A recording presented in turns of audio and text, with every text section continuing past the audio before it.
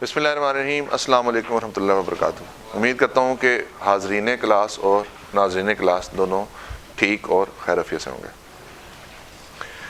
पहले तो ये बताएं कि कल जो चीज़ें हमने डिस्कस की थी आपने घर जाके कुछ रिवाइज़ की उनको? ठीक हो गई। फ्रॉड डिटेक्ट करना किसकी जिम्मेदारी होती है? सारे बोले ना। फ्रॉड डिटेक्ट करना, फाइनेंशियल स्टेटमेंट बनाना किसकी जिम्मेदारी होती है? कंट्रोल्स डेवलप करना किसकी जिम्मेदारी होती है? किसकी होती है? मैनेजमेंट की ना। डायरेक्टर्स को कौन अपॉइंट करता है? शेयरहोल्डर अपॉइंट करते हैं। ठीक हो गया जी। और कितने स्टेप्स होते हैं ऑडिट के? 5 स्टेप्स होते हैं। पहला स्टेप कौन सा होता है? Preliminary engagement activities. फिर क्या आता है? ऑडिट की प्लानिंग। फिर क्या आता है? फिर फाइनल स्टेज और आखिर पे रिपोर्टिंग। ठीक हो गया जी। मीन्स आपने कुछ पढ़ा है। एब्सोल्यूट एश्योरेंस क्या होती है? 100% ऑफ एश्योरेंस। क्या ऑडिटर एब्सोल्यूट एश्योरेंस दे सकता है? क्यों नहीं दे सकता? क्योंकि inherent limitation of the audit होती हैं। इनहेरेंट लिमिटेशन 1 में 1 स्टार्ट करनी है। कौन सी पहली होती है इनहेरेंट लिमिटेशन? सैम्पलिंग पे काम करते हैं। और टाइम, फिर फ्रॉड की डिटेक्ट नहीं किया जा सकता। फिर जजमेंट बेस पे कई काम होते हैं लाइक एस्टिमेट्स और availability of data. Very good. तो मींस और क्या चीज क्या नहीं होती? लीगल पावर नहीं होती। मतलब यानी कि वो डाटा नहीं मिलता तो अल्टीमेटली वो चीजें ही आ जाती हैं उसके ऊपर। अच्छा बच्चों, आज जो एक हम डिस्कशन करने जा रहे हैं वो एक जेनेरिक ही डिस्कशन है। लाइक जो आपके पहले 2-3 चैप्टर्स हैं उसमें जेनेरिक डिस्कशंस ही हैं। लाइक अभी बेस बनाना जरूरी है आप लोगों की कि ऑडिट की बेस क्या होती है। ठीक है, तो अगर जब तक आपको ऑडिट की बेस समझ नहीं आएगी उसके ऊपर आपकी कंस्ट्रक्शन नहीं हो सकती। आज हम एक छोटी सी डिस्कशन इस चीज पे करेंगे कि being auditor of the company हम किस तरह की सर्विसेज फर्म के अंदर देते हैं। क्यों ये समझना जरूरी है? क्यों समझना जरूरी है? देखें, आज आपके लेवल के ऊपर जो 90 से 95% सिलेबस है वो कंप्लीट ऑडिट के ऊपर डिपेंडेंट है, यानी आपका जो कैफ का सिलेबस है। लेकिन इसमें कुछ ऐसा पोर्शन है जो ऑडिट से हटकर भी चीजें आती हैं। अब उन चीजों को समझने से पहले एक देखते हैं, कुछ होती हैं आपकी एश्योरेंस एंगेजमेंट्स और कुछ होती हैं नॉन एश्योरेंस एंगेजमेंट। तो हम आज डिस्कस करने लगे टाइप ऑफ एंगेजमेंट। एंगेजमेंट का मतलब क्या है? कि जिस पर्पस के लिए आपको कंपनी हायर कर रही है, एक प्रैक्टिशनर को, एक ऑडिटर को। तो टाइप ऑफ एंगेजमेंट 2 तरह की होती हैं जी। पहली आ गई आपकी एश्योरेंस एंगेजमेंट। दूसरी कौन सी है? Non assurance engagement. जब हम एश्योरेंस एंगेजमेंट की बात करते हैं फिर फर्दर यहां पे 2 और टाइप की एश्योरेंस बनती हैं। एक बनती है आपकी एब्सोल्यूट, एक बनती है रीजनेबल और एक बनती है लिमिटेड। टाइप ऑफ एंगेजमेंट में हमने कहा जी एश्योरेंस एंगेजमेंट। एश्योरेंस एंगेजमेंट में 3 तरह की हमने डिस्कस की, एब्सोल्यूट, रीजनेबल और लिमिटेड। कल हमने डिस्कस किया था कि एब्सोल्यूट एश्योरेंस ऑडिटर नहीं दे सकता। तो क्या होगा जी? Absolute assurance can not be provided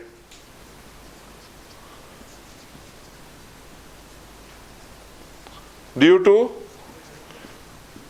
inherent limitation of the audit. बात समझ आएगी आपको? इसका मतलब क्या है? 100% एश्योरेंस। क्या है जी?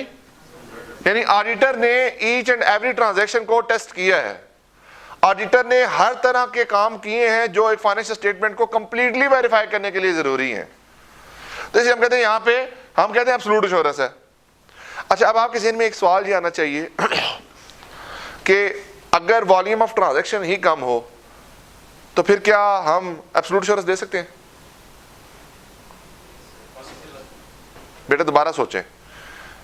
मैंने कहा है अगर ट्रांजैक्शन लिमिटेड हो तो क्या एब्सोल्यूट एश्योरेंस दे सकते हैं? बेटा खाली एक फैक्टर है सैंपलिंग का। शायद वो सैंपलिंग का जो इनहेरेंट लिमिटेशन है वो तो खत्म हो जाएगी, डाटा की अवेलेबिलिटी की इनहेरेंट लिमिटेशन खत्म नहीं होगी।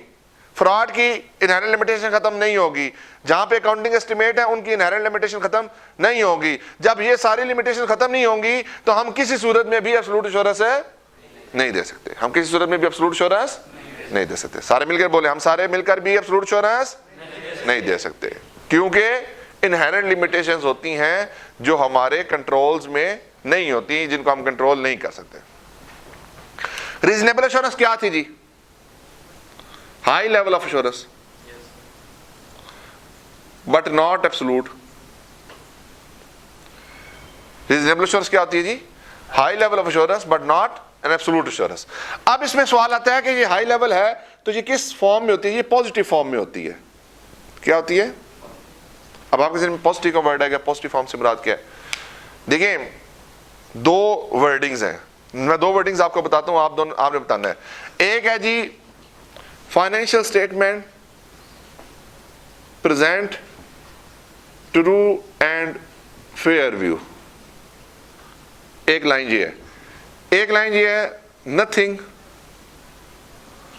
Has come to our attention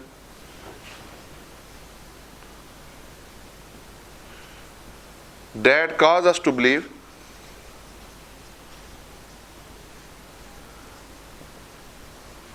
that financial statement do not present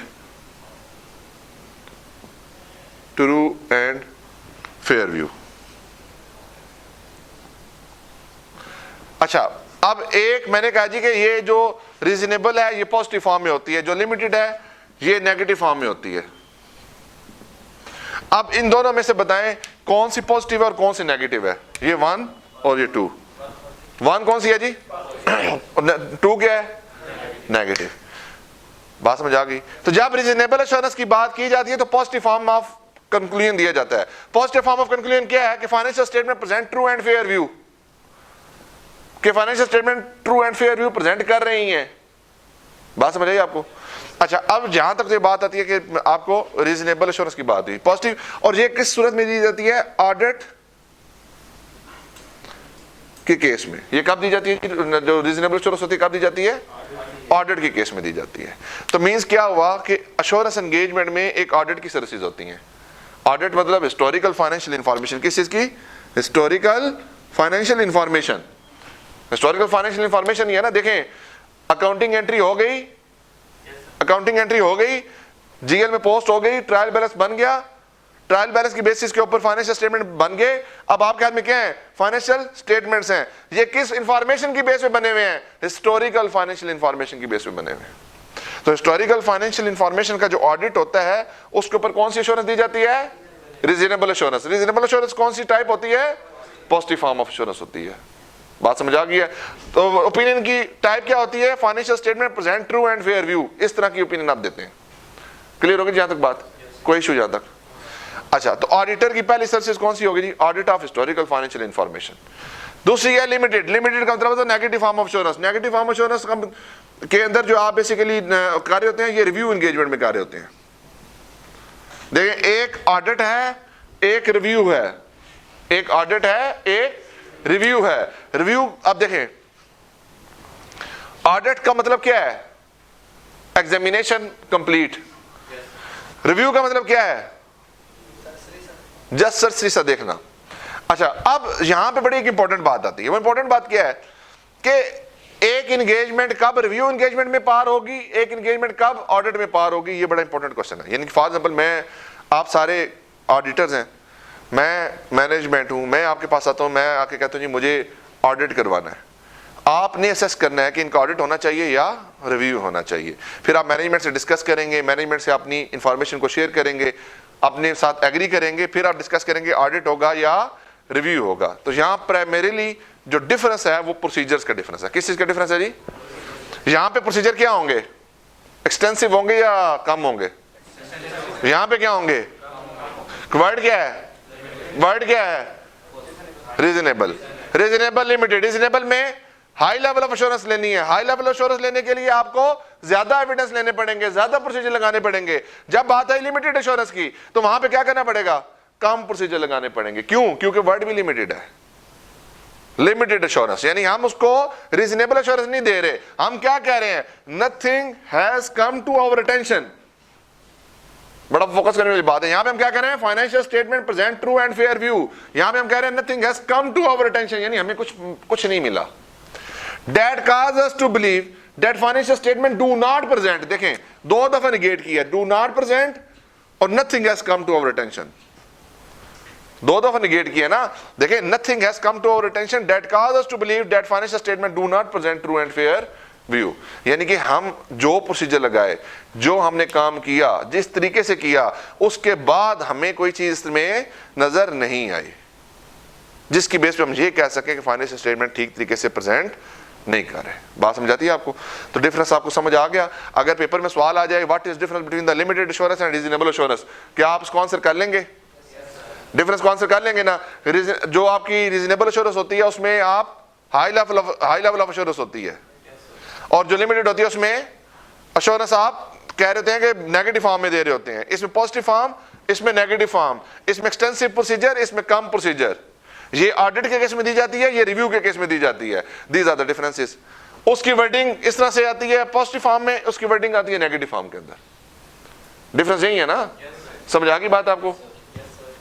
और एब्सोल्यूट एश्योरेंस मैंने वैसे लिख दी थी क्योंकि देते नहीं है। अगर पेपर में सवाल आ जाए कि क्लाइंट कहता है कि हमें एब्सोल्यूट एश्योरेंस दे दें, आप बताएं एब्सोल्यूट एश्योरेंस क्यों नहीं दे सकते, तो वही फैक्टर्स आपने लिखने हैं प्रॉपर्ली। अच्छा बेटा, यहाँ पे छोटी सी बात यह है कि जब पेपर में आप लिखते हैं तो हमें आदत नहीं होती एक्सप्लेन करने की चीज़ों को, क्योंकि देखें बात भला क्या है। अब आप अगली क्लासों में आ गए हैं, थोड़े बड़े लेवल पे जा रहे हैं। यहाँ पे आपकी अंडरस्टैंडिंग के साथ आपकी पेपर के ऊपर प्रेजेंटेशन बड़ी इंपॉर्टेंट है कि आप जब पेपर में लिख रहे हो तो एटलीस्ट इतना लिखें कि एक्सप्लेनेशन आपकी प्रॉपर हो। हम क्या कह देते हैं, due to fraud we can not give the absolute assurance. आप बताएं कि फ्रॉड की वजह से क्यों हम एब्सोल्यूट एश्योरेंस नहीं दे सकते। आप बताएं फ्रॉड होता है वो इंटेंशनली किसी चीज को छुपाया जाता है, और जब किसी चीज को इंटेंशनली छुपाया जाता है उसके बारे में हम एविडेंस ऑब्टेन नहीं कर सकते, इसलिए हम एब्सोल्यूट एश्योरेंस नहीं दे सकते। अब देखें एक साइड पे आपने सिर्फ लिख दिया कि फ्रॉड की वजह से नहीं दे सकते, एक तरफ आपने फ्रॉड को लिंक कर लिया सिचुएशन के साथ। तो बेटा जिस सिचुएशन के साथ लिंक करके आपने आंसर करना होता है उसकी वैल्यू ज्यादा होती है। बात समझ गए जी? तो चीजों को थोड़ा सा अंडरस्टैंड करना है, अपनी वर्डिंग में बेशक लिख ले, डोंट वरी अबाउट इट, लेकिन चीजों को थोड़ा सा एक्सप्लेन करके, थोड़ा सा डिटेल आपने जस्टिफाई करके लिखना है, लॉजिकल सीक्वेंस में लिखना है आपने। ठीक होगा? यहां तक बात क्लियर जी आप लोगों को? आगे चलते हैं जी। आगे हमने कहा जी नॉन एश्योरेंस एंगेजमेंट। अच्छा थोड़ा सा मैं इसमें बल्कि एक दो चीज और बता दूं आपको। रिव्यू एंगेजमेंट 2 तरह की होती है। रिव्यू एंगेजमेंट 2 तरह की होती हैं। एक ISRE 2400 में डील होती हैं, एक ISRE 2410 में डील होती हैं। ये वैसे आपके सिलेबस में शायद चीज नहीं है, लेकिन मैं फिर भी आपको बता दूं डिफरेंसेस के तौर पर। जब भी आप रिव्यू एंगेजमेंट करते हैं तो 2 तरह से रिव्यू एंगेजमेंट हो सकती हैं। अगर आप ऑडिटर ऑफ द कंपनी भी हैं, फॉर एग्जांपल एक एबीसी कंपनी है, एबीसी कंपनी है, एबीसी कंपनी के ऑडिटर XYZ हैं, और इन्हीं ऑडिटर को कहा जाता है कि आप हमें रिव्यू एंगेजमेंट कर दें, यानी कि जो ऑडिटर ऑफ द कंपनी है जिसने कंप्लीट सेट के ऊपर ऑडिट करना है। अच्छा अब ये जो ऑडिट होता है ना, ये नॉर्मली ये जो ऑडिट होता है ना, ऑडिट ये फुल ईयर का होता है। किसका होता है जी? ऑडिट हमेशा फुल ईयर का होता है। ठीक हो गया जी? नॉर्मली। और जो रिव्यू एंगेजमेंट होती है वो फुल ईयर भी हो सकती है और लेस देन फुल ईयर भी हो सकती है। ये बात समझ आई आपको? अच्छा जो स्टैट्यूटरी रिक्वायरमेंट है, जो स्टैट्यूटरी रिक्वायरमेंट है वो 2 तरह की हैं। आप पहले स्टैट्यूटरी रिक्वायरमेंट लिख लें ताकि हम आगे जाने से पहले चीजों को कंक्लूड कर लें। अगर कंपनी लिस्टेड हो, अगर कंपनी लिस्टेड हो तो उस केस में ऑडिट भी कंपलसरी है प्लस रिव्यू भी कंपलसरी है। ऑडिट भी कंपलसरी है और रिव्यू भी कंपलसरी है। अब ऑडिट कौन सा? फुल ईयर का। तो रिव्यू कौन सा होगा? नहीं, सेकंड क्वार्टर का, यानी कि 6 मंथ्स का। स्टैट्यूटरी रिक्वायरमेंट है, अगर कंपनी लिस्टेड हो तो आपने ऑडिट भी करवाना है और रिव्यू भी करवाना है। ऑडिट किसका करवाना है? पूरे साल का। फॉर एग्जांपल एक कंपनी है, उसका ईयर एंड है 1 जनवरी 2022 से 31 दिसंबर 2022। अब इसमें दो तरह की एंगेजमेंट हो रही होंगी। 31 दिसंबर 2022 के ऊपर क्या हो रही होगी जी, ऑडिट हो रहा होगा, और दरमियान में 6 मंथ कब कंप्लीट होते हैं, 30 जून 2022 के ऊपर। इस पे क्या हो रहा होगा, इस पे क्या हो रहा होगा 30 जून 2022 के ऊपर रिव्यू एंगेजमेंट हो रही होगी। ये बात समझ आई आपको या नहीं आई? किसी का कोई सवाल इसमें? देखें, अगर आप लिस्टेड कंपनी की बात करें तो पाकिस्तान में ऑडिट भी कंपलसरी है और रिव्यू भी कंपलसरी है। ऑडिट है फुल ईयर का, रिव्यू है 6 मंथ्स का। अब इस केस में बताएं, क्या ऑडिट कोई और बंदा कर सकता है और रिव्यू कोई और बंदा कर सकता है इस केस में? यानी कि फॉर एग्जांपल ऑडिट आप कर लें और रिव्यू आप कर लें, क्या पॉसिबल है ये? नहीं, ये पॉसिबल नहीं है। अगर ऑडिट आपने किया है और रिव्यू भी आपने ही करना है तो फिर आप कौन सी स्टैंडर्ड की रिक्वायरमेंट फॉलो करेंगे? 2410 की। बड़ा इंपॉर्टेंट बात बता रहा हूं मैं। अगर ऑडिट भी आपने ही किया है और रिव्यू भी आपने ही करना है तो फिर स्टैंडर्ड कौन सा लगता है? 2410, ISRE 2410 की रिक्वायरमेंट आप फॉलो करेंगे। बट एक और इंपॉर्टेंट बात सुने, अब इस केस में कंपलसरी है कि जिसने ऑडिट किया हो वो ही क्या करे, रिव्यू भी करे। यानी कि कंपलसरी रिक्वायरमेंट क्या है कि ऑडिटर ऑफ द कंपनी भी रिव्यू ही करे, यानी जिसने ऑडिट किया है वो ही क्या करे, रिव्यू करे इस केस में। तो इस केस में जब ये वाली सिचुएशन आएगी तो कौन सा स्टैंडर्ड लगेगा? 2410 लगेगा। अब यहां पे किस चीज की रिक्वायरमेंट है? स्टैट्यूटरी रिक्वायरमेंट है। किसकी रिक्वायरमेंट है? स्टैट्यूटरी रिक्वायरमेंट है, लॉ की रिक्वायरमेंट है कि आपने ये काम करने हैं। अगर अदर देन लिस्टेड कंपनी है,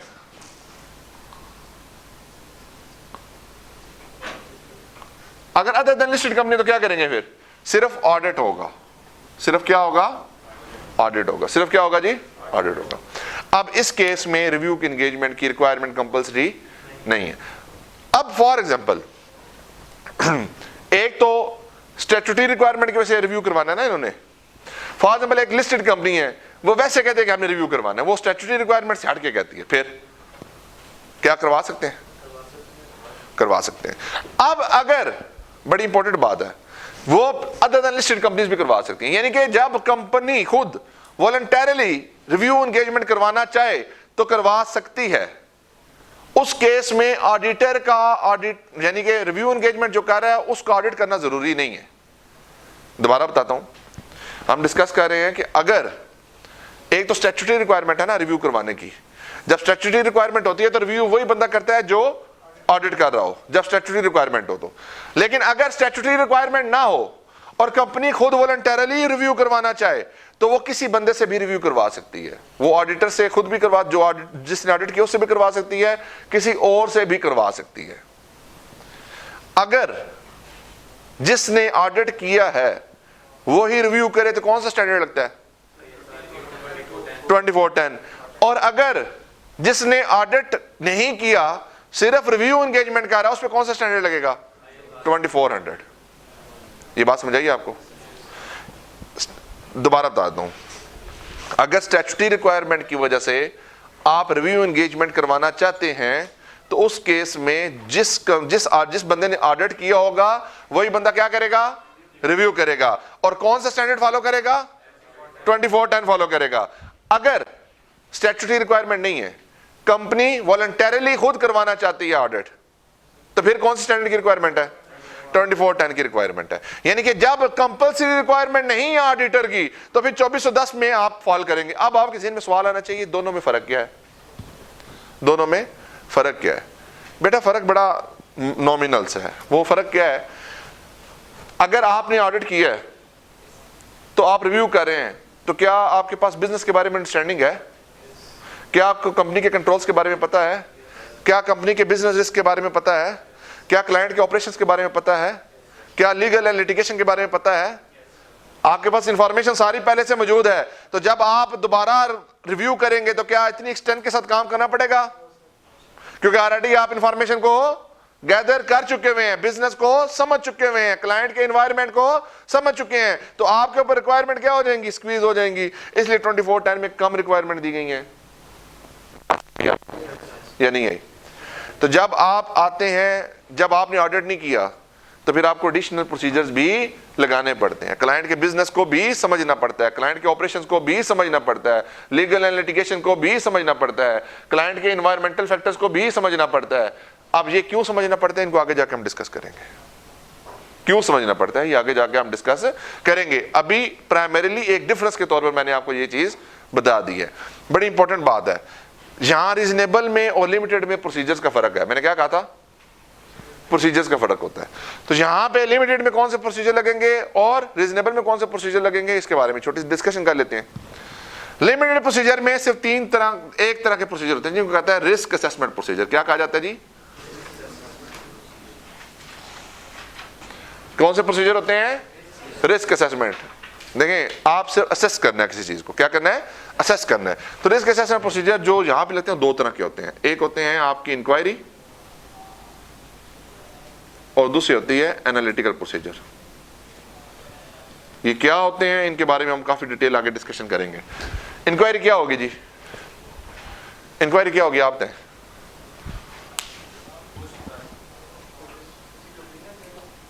आप इंक्वायरी करने जाते हैं, आपने एडमिशन लेना था तो साहब आए थे, हेल्प डेस्क से आपने इंक्वायरी की थी, सवालात किए थे। क्या सवाल किए थे, टीचर कौन कौन से हैं, टाइम टेबल क्या होगा, फीस कितनी होगी, डिस्काउंट देंगे या नहीं देंगे, सर्विसेज क्या क्या होंगी, लाइब्रेरी की सर्विसेज है या नहीं है, जनरेटर लगा हुआ या नहीं लगा हुआ। ये चीजें आप क्यों पूछ रहे हैं, क्योंकि आपने एडमिशन लेना है। एडमिशन लेने से पहले बंदा इतनी बातें करता है, तो जब ऑडिट या रिव्यू कर रहे होंगे तो क्या सवाल नहीं करेंगे। अगर आप ऑडिट रिव्यू करें तो क्या सवाल करेंगे इंक्वायरी में, बिजनेस क्या है, बिजनेस के ऑपरेशंस क्या हैं, लोकेशंस कहाँ कहाँ पे हैं, किस किस्म के आपके एक्सपेंडिचर्स होते हैं, रिलेटेड पार्टी कौन कौन सी हैं, लॉ एंड रेगुलेशन कौन कौन से लगते हैं आपके ऊपर। ये बातें सवाल आप नहीं करेंगे उनसे। देखें, आप क्या करें, आपने रिव्यू करना है, आपने उसके ऊपर एक रिपोर्ट देनी है, लिमिटेड एश्योरेंस की रिपोर्ट देनी है। रिपोर्ट देने के लिए आपको प्रोसीजर लगाने हैं। प्रोसीजर कौन कौन से हैं, रिस्क असेसमेंट प्रोसीजर, सिर्फ इंक्वायरी करके एनालिटिकल प्रोसीजर लगा के क्लोज कर दें। अब जब रीजनेबल एश्योरेंस की बात की जाती है तो यहाँ के डिटेल्ड प्रोसीजर्स होते हैं। यहाँ पे क्या होते हैं, डिटेल प्रोसीजर होते हैं। वो प्रोसीजर क्या होते हैं उनके बारे में आगे डिस्कशन करेंगे, लेकिन नाम से मैं यहाँ पे लिख देता हूँ। डिटेल प्रोसीजर से मुराद क्या होता है जी, इसमें आपके होते हैं टेस्ट ऑफ डिटेल भी लगते हैं, एनालिटिकल प्रोसीजर भी लगते हैं और टेस्ट ऑफ कंट्रोल्स भी लगते हैं। तो ये एडिशनल प्रोसीजर्स होते हैं जी, जिसमें आप सब्सटेंटिव टेस्टिंग और कंट्रोल टेस्टिंग होती है। इसके बारे में हम जाके आगे डिस्कशन करेंगे। बट इस स्टेज के ऊपर आप सिर्फ ज़हन में ये रखें डिफरेंस किस पॉइंट ऑफ व्यू से, कि जो रीजनेबल एश्योरेंस होती है इसमें हाई लेवल ऑफ एश्योरेंस देने के लिए ज्यादा प्रोसीजर लगाने पड़ते हैं। उसमें सब्सटेंटिव टेस्टिंग भी होती है।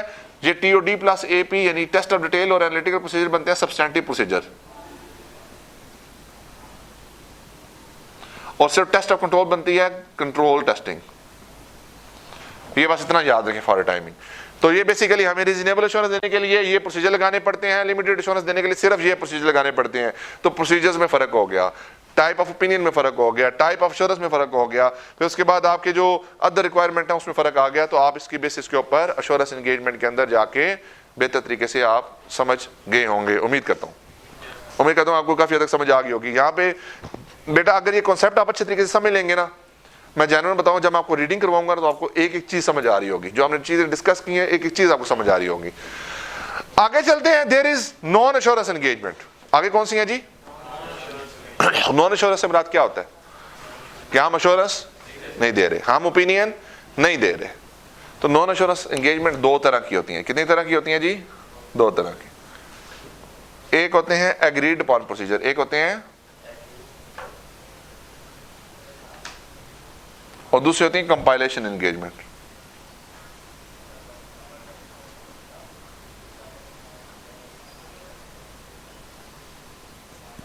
जी ये बात समझ आई आपको, मैं समझाता हूं थोड़ा।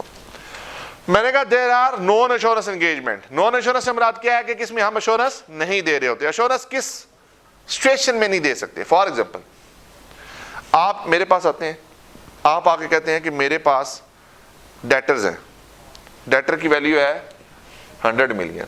100 मिलियन क्या है जी, डेटर्स हैं। आप इन डेटर्स को कंफर्मेशन भेज दें, आप इनको सब्सिक्वेंट टेस्ट कर लें, आप इनके ऊपर कंफर्मेशन भेज दें, आप इनको सब्सिक्वेंट टेस्ट कर लें कि इनसे पैसे वापस आ गए हैं या नहीं आ गए। प्रोसीजर कौन डिक्टेट कर रहा है, ये प्रोसीजर किसने बताया है मुझे, मैनेजमेंट ने बताया है। किसने बताए हैं? मैनेजमेंट ने। एग्रीड अपॉन प्रोसीजर में मैनेजमेंट हमें प्रोसीजर बताती है, हम उसके इंस्ट्रक्शन को फॉलो करते हैं और उसके मुताबिक जो भी कंक्लूजन होता है उसको बता देते हैं। तो आपने क्या अपनी अप्रोच लगाई, आपने अपने तरीके से क्लाइंट की रिस्क असेसमेंट की, आपने प्रीलिमिनरी एंगेजमेंट एक्टिविटीज की, आपने कंट्रोल टेस्टिंग की, आपने सब्सटेंटिव टेस्टिंग की, आपने कुछ नहीं किया। आपको जो मैनेजमेंट ने प्रोसीजर बताए आपने वो फॉलो किए और फॉलो करके उन प्रोसीजर का कंक्लूजन बता दिया। तो आपने क्या उसको रिपोर्ट दी? रिपोर्ट दी। आपने क्या उसको कंक्लूजन दिया? आपने उन प्रोसीजर का कंक्लूजन दिया। आपने उसको ये नहीं बताया कि financial statement present true and fair view, या we are nothing has come to our attention that cause us to believe that financial statement do not present true and fair view. आपने कहा जी कि आपने कहा तो कंफर्मेशन भेज दो, हमने कंफर्मेशन भेज दिया, ये उसका जवाब आया। आपने कहा जी सब्सिक्वेंट टेस्टिंग कर लो, हमने सब्सिक्वेंट टेस्टिंग कर लिया, ये जवाब आया। इसलिए एक और एग्जांपल ले लें। फॉर एग्जांपल एक एमएनसी कंपनी है, एक क्या है जी, एमएनसी कंपनी का हेडक्वार्टर दूसरे मुल्क में होता है और उसके जो लोकल ऑफिस होता है वो यहाँ पे होता है। जो इस तरह की अरेंजमेंट होती है नॉर्मली उसमें फ्रेंचाइजिंग फी या रॉयल्टी फी भी एक पे करनी पड़ती है। रॉयल्टी फी क्या होती है? आप उसका ब्रांड नेम यूज करें, फॉर मैकडोनल्ड्स है, मैकडोनल्ड्स का brand name local McDonald's use कर रहा है, तो जितनी यहाँ पे सेल करेगा उसकी स्पेसिफिक परसेंटेज उसने कहाँ देनी है? हेड ऑफिस को देनी है। ठीक है जी। आप फॉर एग्जाम्पल मैनेजमेंट आपके पास आती है और मैनेजमेंट कहती है जी कि हमने रॉयल्टी फी भेजनी है यूएस में, आप हमें 2 प्रोसीजर लगा के दे दें। मैंने कहा जी कौन कौन से प्रोसीजर? उसने कहा जी कि पहली बात तो ये है कि जो हमारी रॉयल्टी कैलकुलेट होती है वो सेल की एक परसेंटेज होती है, for example 2% of sale, 3% of sale. तो एक तो जो एग्रीमेंट में परसेंटेज है उसको हमारी वर्किंग के साथ मैच कर लें, यानी कि हमने वर्किंग में जो परसेंटेज ली है और जो एग्रीमेंट में परसेंटेज है वो दोनों मैच करती हैं। फिर दूसरी बात आप ये करें कि जो रेवेन्यू की फिगर है जीएल में आ रही है और जो हमने कैलकुलेशन में आ रही है उनको मैच कर लें। तीसरा, जो हमने कैलकुलेशन की है उसकी अर्थमेटिकल एक्यूरेसी को टेस्ट कर लें। अब यहां पे हमें डिक्टेशन कौन दे रहा है? कौन डिक्टेशन दे रहा है? बोले ना, डिक्टेशन कौन दे रहा है? मैनेजमेंट। कौन डिक्टेशन दे रहा है? मैनेजमेंट। मैनेजमेंट क्या कर रही है? प्रोसीजर हमें डिजाइन करके दे रही है। तो हम क्या करेंगे? हम उस प्रोसीजर के कंक्लूजन बता देंगे कि आपने जो कहा था एग्रीमेंट से मैच कर ले, तो वो मैच्ड है या नहीं है। आपने कहा था कि सेल्स को जीएल से वेरीफाई कर लो, सेल को जीएल से वेरीफाई कर लिया, ये अमाउंट है या नहीं है। आपने कहा था अर्थमेटिकल एक्यूरेसी को टेस्ट कर लो, हमने अर्थमेटिकल एक्यूरेसी को टेस्ट कर लिया है। अब यहां पे क्या हमने अपने प्रोसीजर लगाए हैं? हमने क्या अपने तरीके से उसमें एडिशनल प्रोसीजर लगाने की कोशिश की है? हमने क्या उसके अंदर कोई डिटेल प्रोसीजर लगाए हैं? कुछ भी नहीं किया।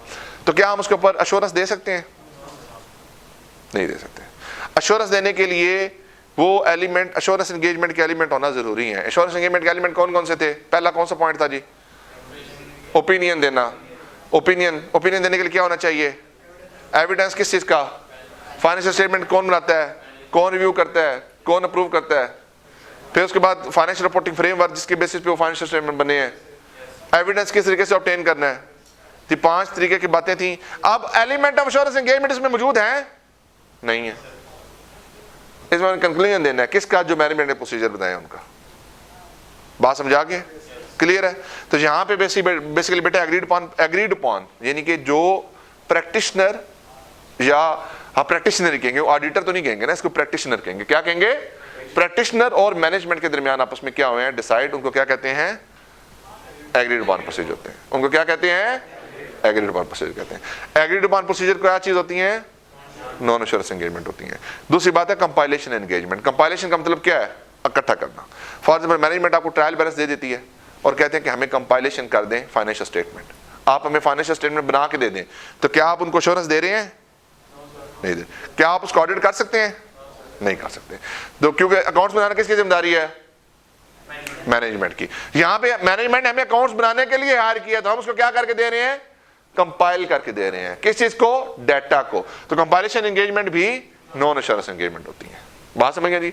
अब अगर आपसे पूछे कि what is difference between the assurance and non assurance engagement, तो क्या बता सकते हैं? क्या क्या 1 by 1 डिफरेंस चलने? पहला डिफरेंस क्या होता है जी? एश्योरेंस एंगेजमेंट के अंदर हम एश्योरेंस एंगेजमेंट में हम ओपिनियन देते हैं, जो नॉन एश्योरेंस होती है उसमें हम ओपिनियन नहीं दे रहे होते। एश्योरेंस एंगेजमेंट में प्रोसीजर जो होते हैं वो कौन डिजाइन करता है? ऑडिटर। जो आपकी कंपाइलेशन, जो आपकी नॉन एश्योरेंस एंगेजमेंट होती है उसमें प्रोसीजर कौन डिजाइन करता है? मैनेजमेंट। बात समझा रही है? ये बुक में कहीं लिखा हुआ नहीं है, मतलब बुक में लिखा हुआ इससे सही से बता दिया। डिफरेंसेस मैं आपको बता रहा हूँ, पेपर में टेस्ट हो सकता है। What is difference between the assurance and non assurance engagements. ठीक हो गया जी? नॉन एश्योरेंस में कंट्रोल टेस्टिंग होती है? नहीं होती। एश्योरेंस एंगेजमेंट में कंट्रोल टेस्टिंग होती है? होती है। बात समझ आ गई? अब आपका डिफरेंस क्या आ सकता है? Difference between reasonable assurance and limited assurance, difference between assurance and non assurance. बात समझिए? अब इस तरह से पेपर में क्वेश्चन एक डिजाइन हो सकता है। तो बेटा क्लास के अंदर जो पार्टिसिपेशन है, जो क्लास के अंदर डिस्कशन है, वो वेरी मच इंपॉर्टेंट है। आप लोगों का बेसिक कॉन्सेप्ट चीजों के ऊपर क्लियर होना चाहिए, क्योंकि ये जो चीजें हैं शायद थ्योरेटिकल अभी चल रही हैं। आगे इंशाल्लाह जब हम चलेंगे तो प्रैक्टिकलिटीज के साथ ऑडिट बढ़ा हुआ है, जिसमें हम रियल टाइम एग्जांपल्स के ऊपर हम बात कर रहे होंगे। इतनी डिस्कशन है कि आप उसमें खुद कंफ्यूज हो जाएंगे, इतनी चीजें हैं। तो आपने बेस को स्ट्रांग रखना है। अब जहां पे देखें, अब आपको मैंने ये बता दिया कि टाइप ऑफ एंगेजमेंट कौन कौन सी होती हैं। एश्योरेंस भी होती है, नॉन एश्योरेंस भी होती है। एश्योरेंस में तीन तरह की, एब्सोल्यूट, रीजनेबल और लिमिटेड। एब्सोल्यूट एश्योरेंस क्यों नहीं दे सकते, रीजनेबल में क्या करते हैं, लिमिटेड में क्या करते हैं, इस चीजें आपको क्लियर हो गई जी? Any issue? किसी का कोई सवाल है तो पूछ लीजिए एक दफा।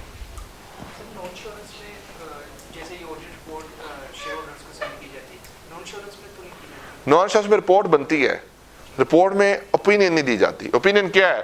Financial statement present true and fair view, yet nothing has come to our attention that causes us to believe that financial statement do not present and true and fair view। ये बात नहीं की जाती। और उसमें हम क्लियरली मेंशन करते हैं, उसमें क्या करते हैं, क्लियरली मेंशन करते हैं कि जो नॉन एश्योरेंस एंगेजमेंट उसमें हमने कोई ओपिनियन है नहीं दी, और अगर हम एश्योरेंस एंगेजमेंट कर रहे होते तो शायद डिसीजन और रिजल्ट डिफरेंट होते हैं। साथ ये बात भी करते हैं। इसके बारे में ज्यादा डिटेल डिस्कशन आपके सिलेबस में नहीं है, जितनी मैंने आपको बता दी है यही डिस्कशन आपके सिलेबस में है। तो इसलिए इसके ऊपर ज्यादा मतलब समझने की हद तक जरूरी है, लेकिन खपने की हद तक जरूरी नहीं है, क्योंकि सिलेबस का हिस्सा थी। तो मैंने कहा चलो आपको एक ब्रीफ अंडरस्टैंडिंग इसके बारे में बता दूं ताकि आप लोग इसके बारे में क्लियर हो।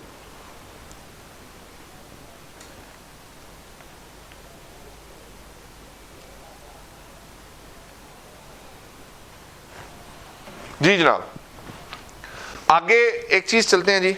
बुक है किसी के पास? आई कैप की बुक ही है? बस ठीक हो। बट बच्चों मैं जरा सा आपको बुक के ऊपर मार्किंग करवा दूं जो भी हमने पढ़ा है और जिन चीज़ों के बारे में डिस्कशन की है। अच्छा एक चीज़, बल्कि एक चीज़ और डिस्कस कर लें, फिर उसके बारे में डिस्कशन करते हैं। जो फाइनेंशियल स्टेटमेंट्स होती हैं, जो फाइनेंशियल स्टेटमेंट्स क्या जी?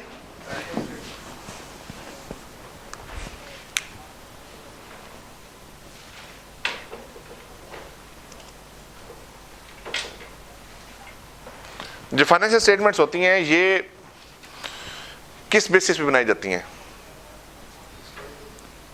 किस बेसिस पे बनाई जाती हैं? वो तो ठीक है, मतलब इसके लिए जो रूल्स एंड रेगुलेशंस होते हैं उनको क्या कहा जाता है? उनको कहा जाता है financial reporting framework. Financial reporting framework. Financial reporting framework दो तरह के होते हैं। एक होते हैं fair presentation,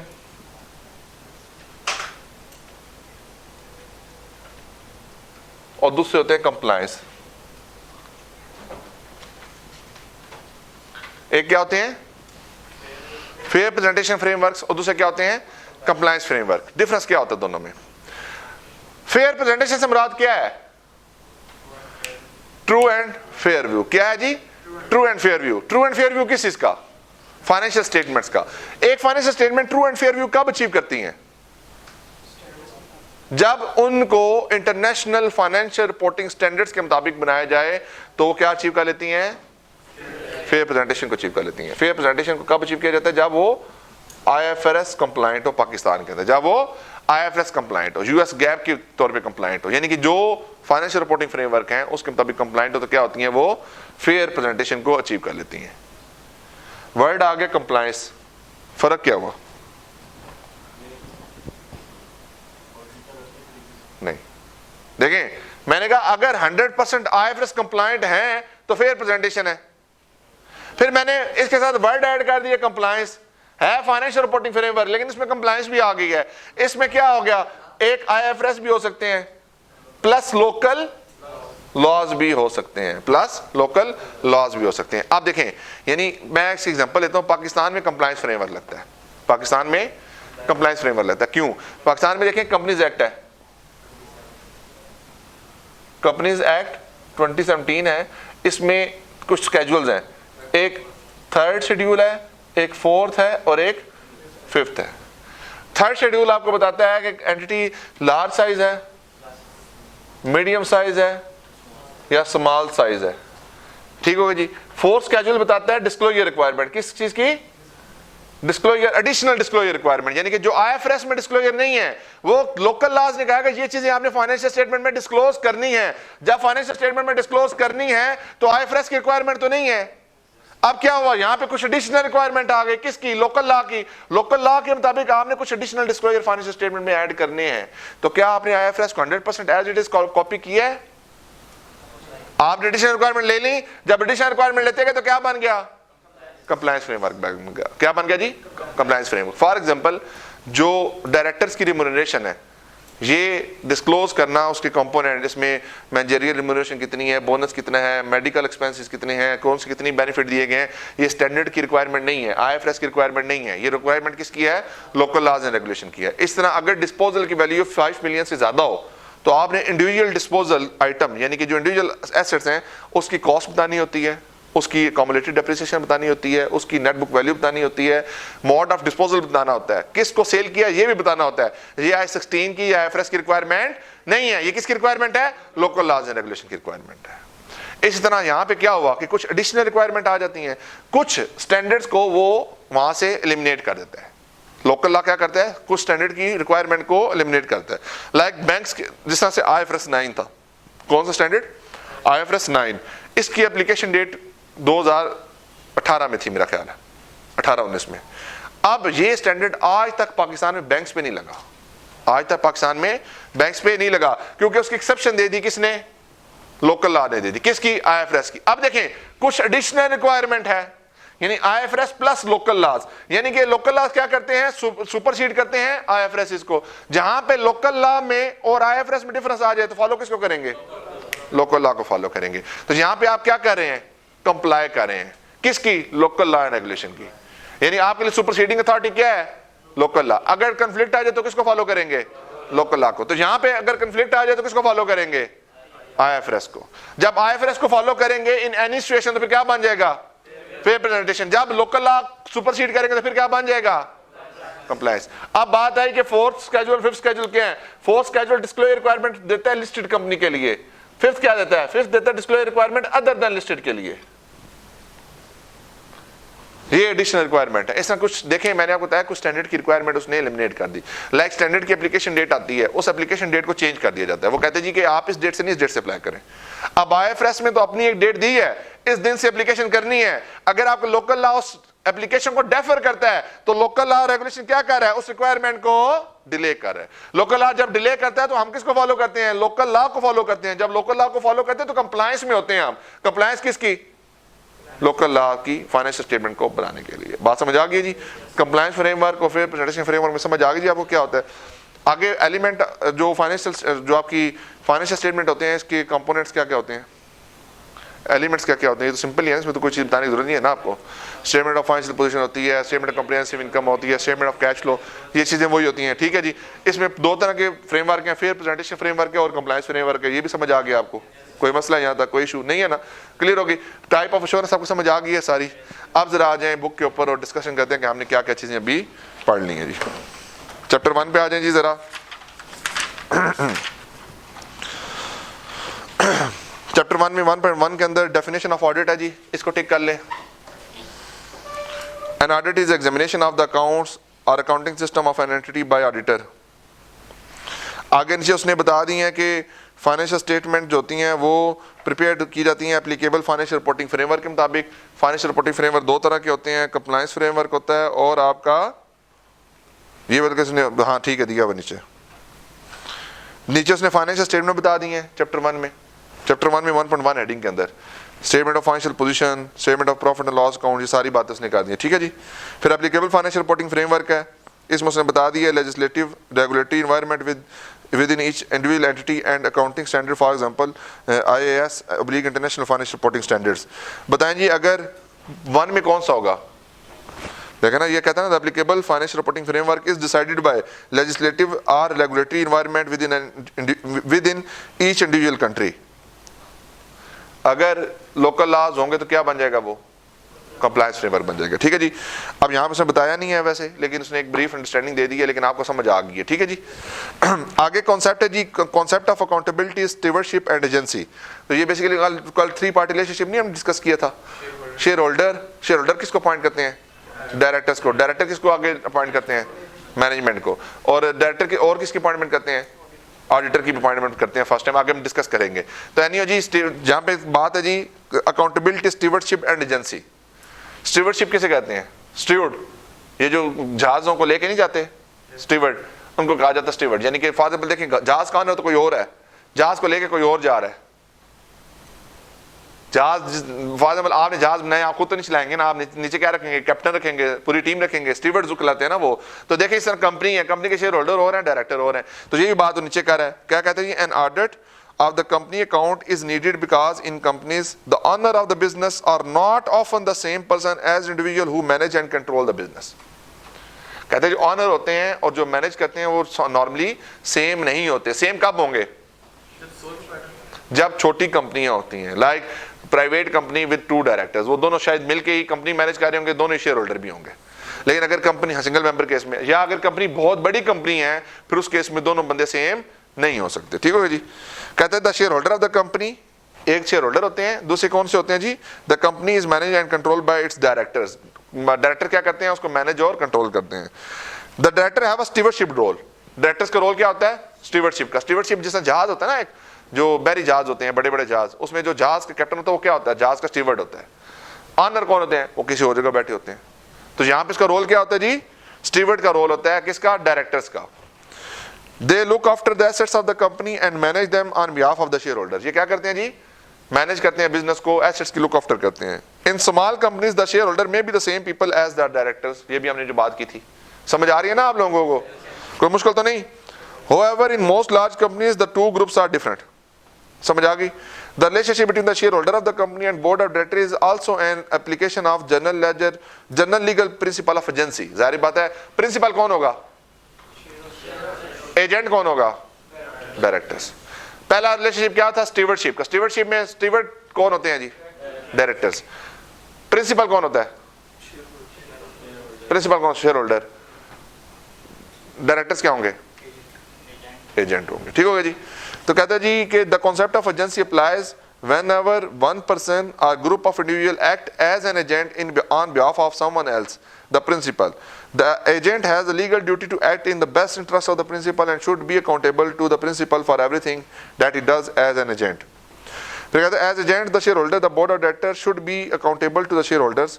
In order to directors to show their accountability to the shareholder, it is general principle of the company law that our directors are required to prepare annual financial statement which are presented to the shareholder for their approval। वही बात जो की थी ना, financial statement बनाते directors हैं, director management से बनवाते हैं, मैनेजमेंट डायरेक्टर को बना के देती है, डायरेक्टर्स आगे प्रेजेंट किसको करते हैं?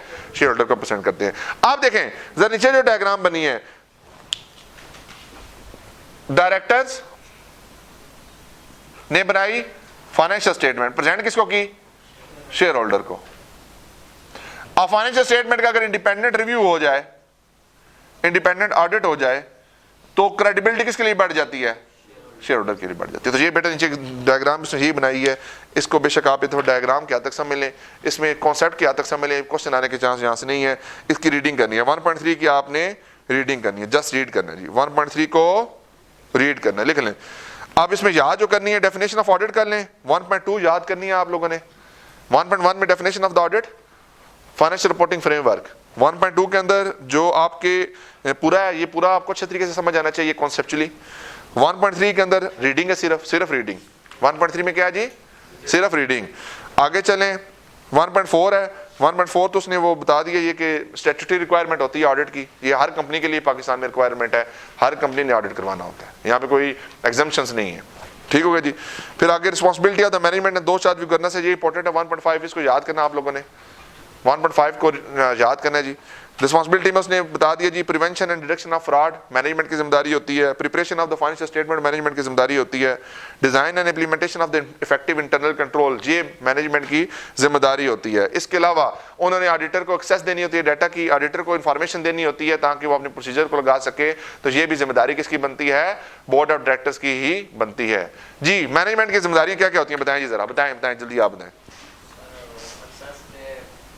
डाटा की एक्सेस दे दो, और इंटरनल कंट्रोल को क्या करना है, डेवलप करना है, मेंटेन करना है, और फाइनेंशियल स्टेटमेंट बनाना है, और फ्रॉड को डिटेक्ट करना है।